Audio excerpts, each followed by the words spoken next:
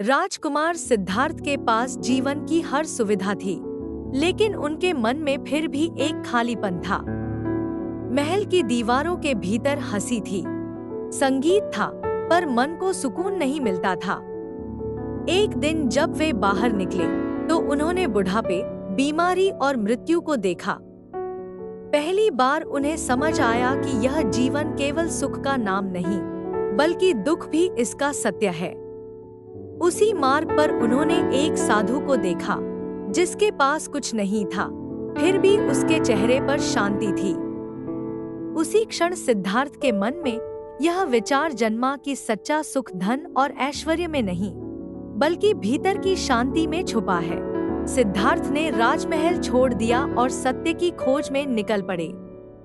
वर्षों तक उन्होंने कठोर तपस्या की, शरीर को कष्ट दिया, लेकिन मन फिर भी अशांत रहा। तब उन्हें यह बोध हुआ कि अत्यधिक भोग भी दुख देता है और अत्यधिक त्याग भी। जीवन का सही रास्ता इन दोनों के बीच है, मध्यम मार्ग।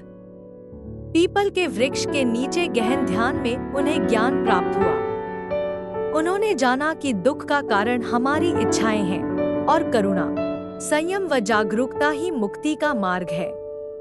उसी दिन राजकुमार सिद्धार्थ गौतम बुद्ध बने। बुद्ध का जीवन हमें यह सिखाता है कि संसार को जीतने से बड़ा काम है अपने मन को जीतना। क्रोध से क्रोध नहीं मिटता और घृणा से घृणा नहीं, बल्कि प्रेम और करुणा से ही मनुष्य सच्ची शांति पा सकता है। आज भी बुद्ध की यह सीख हमें याद दिलाती है कि सच्चा सुख बाहर नहीं, हमारे भीतर ही है, बस उसे समझने और अपनाने की जरूरत है। अगर मन शांत है तो जीवन सुंदर है। अगर ये कुछ पल आपके दिल को अच्छे लगे हों, तो हमारे साथ जुड़े रहिए। फिर मिलेंगे एक नई कहानी, एक नए एहसास के साथ। यह सफर लंबा है और साथ होना जरूरी।